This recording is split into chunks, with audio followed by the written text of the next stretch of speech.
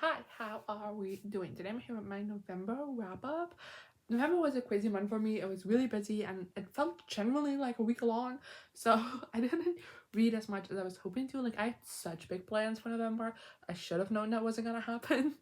But I did still read actually a fair amount and I'm wrapping everything together. So I'm very excited to chat to you about it all. So let's get started with the stats, of course.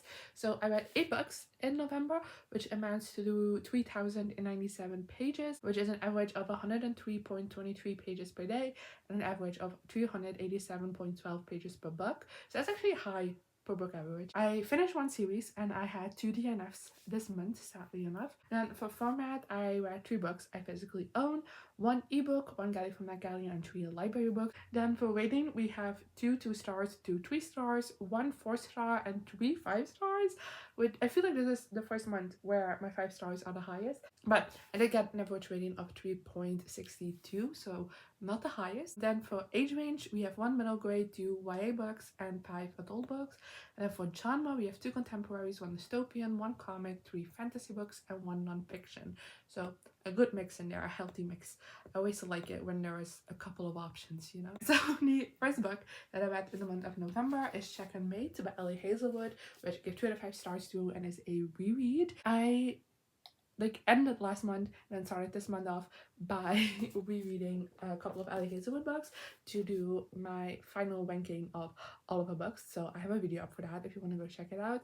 So I decided to reread this, and originally was a 5-star, as you can tell, and now it's a 3, so it went down a lot. I was honestly kind of disappointed by this one, and reading my review from back when I first read it, I'm generally shocked because a lot of the things I pointed out in that review that I loved, were the points that I disliked about it this time around. I wasn't really a big fan of her main character. I thought she was annoying, and I also wasn't really the biggest fan of her family. I just think they treated her like shit, and there weren't proper repercussions to that, basically. And then also, like I said, I thought the main character was kind of annoying, very mean, and I don't think there was proper character development. There was kind of a moment where she kind of hits rock bottom, I would say. But then we skip forward several months, and all of a sudden everything's fine. And I feel like that in between time is kind of the necessary bit, you know, where we see the character change and develop. But we skipped over that, so that was kind of disappointing. But that being said, I didn't hate this book. It's still a 3-star.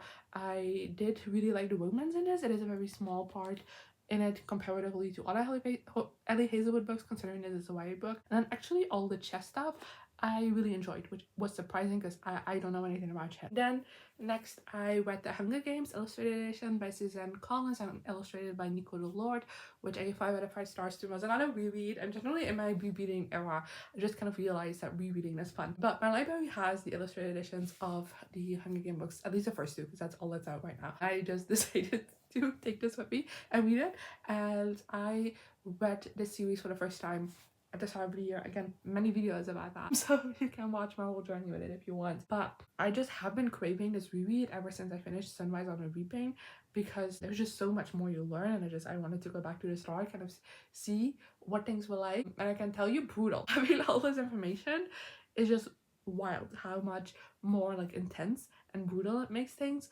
And of course, The Hunger Games already is an incredible book on its own, without further knowledge of everything. And this illustrated edition I thought was a fun way to reread it, and I highly recommend it because I really loved the illustrations in it. I thought they were stunning and also really added to the reading experience, in my opinion, and again made things more brutal. Then next I read Not for the Faint of Heart by Lex Croucher.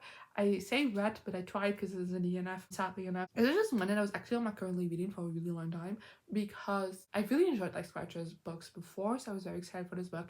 I didn't get around to reading it last year when it came out, so I just got around to it now, but I was very excited for it. Like I said, I wasn't currently reading for a really long time because I found it such a drag to kind of get myself to get back to it. That's kind of when I realized hey, maybe I'm just not clicking with this book and I should DNF it. But I think my main issue with this book is just that I felt not a lot was happening in it, and the writing kind of jumped around a little. It just went from scene to scene without like connectors in between it, if that makes sense, which also made it a little bit confusing to read at times. But like truly, I think I made up 40% of the way through, and like nothing happened besides the inciting incident. Like nothing happened. Then next I read Daddy Issues by Kate Goldbeck, which I gave 5 stars to, and it's a guy I got from NetGalley. I love this. So 2 years ago, the author released You Again, which was really popular. I also read it, loved it, but like that book also like had some mixed reviews on it.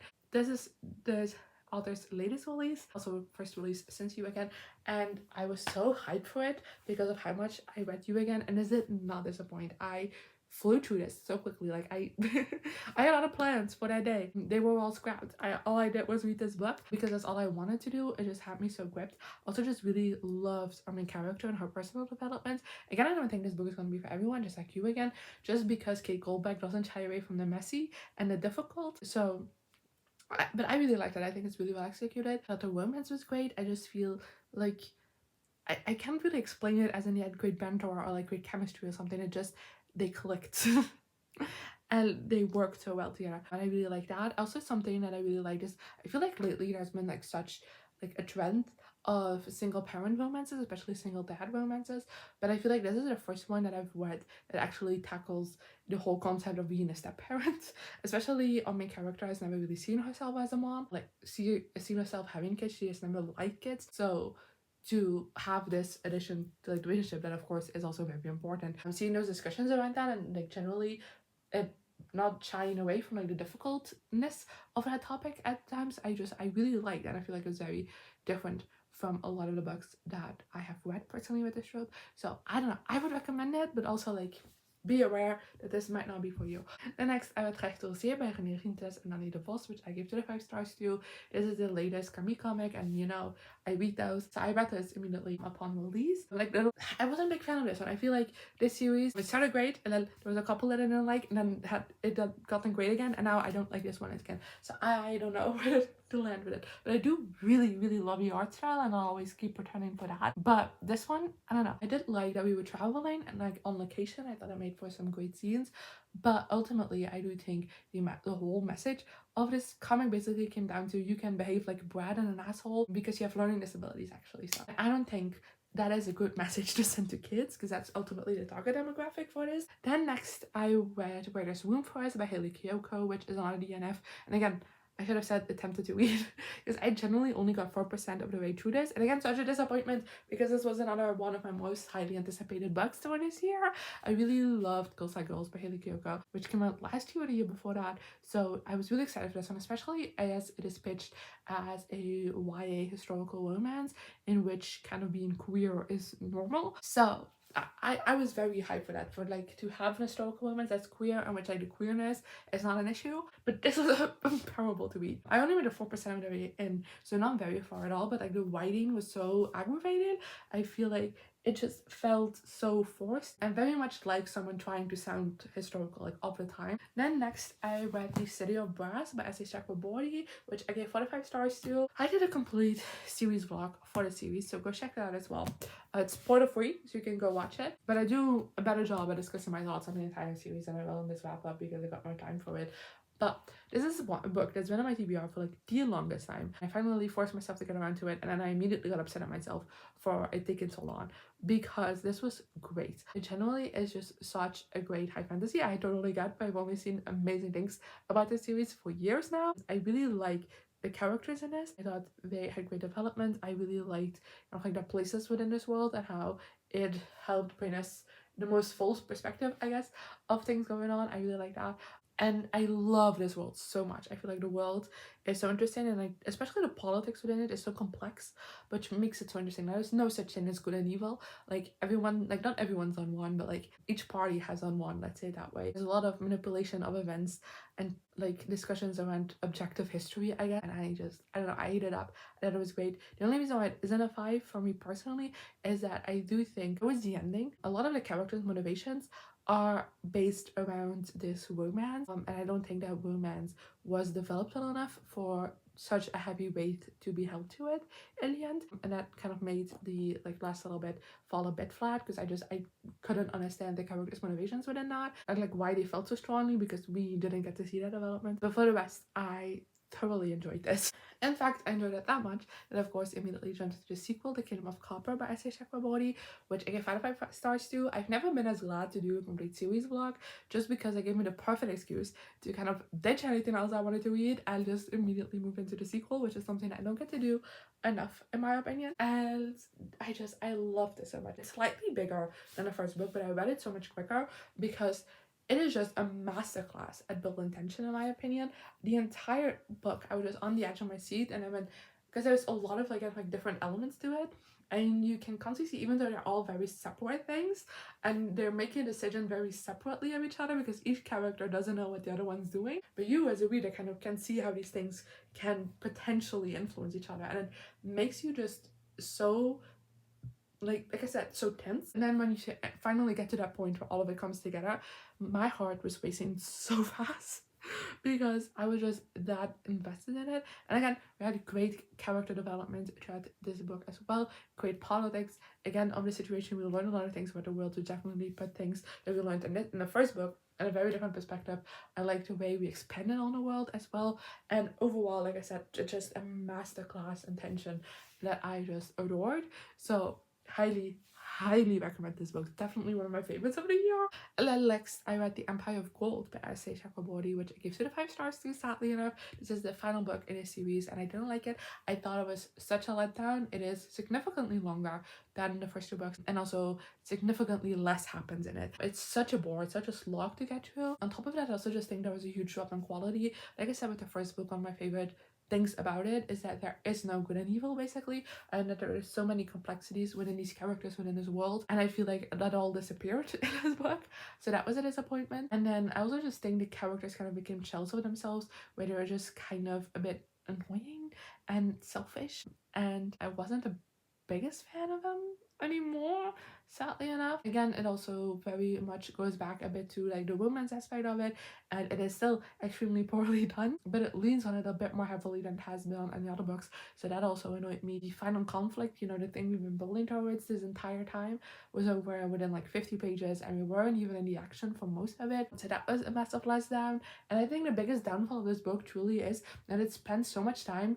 introducing these new things and like making that a big part of things, and then just kind of neglecting questions that have been plaguing us since the start of the first book. And I don't know, I was just so let down and kind of like pissed off by this book, but there are things I like about it. I do think when it comes to like expansions to the world, again, we do some interesting things. I also think there was, despite saying that I think there was a lack of character in this book, I do have to say that there was one character whose character arc in this book I thought was phenomenal, and the way that their story ended make me tear up, like legitimately. Then we have arrived at the final book I read in November, and that is niet denken by Jens Dendoncker, which I give 2 to 5 stars to, which pains me to say because I genuinely think this is a good book. I think the writing in this is phenomenal, kind of maybe shadily, a bit unexpectedly so. Also still, like, Jens Dendoncker is a comedian and presenter in Belgium, and I could hear his voice while reading this book, which is also like very difficult to pull off, I think. And then on top of that, I feel like the way it's written is still like very different from like his typical kind of like comedic style, I would say, because it isn't like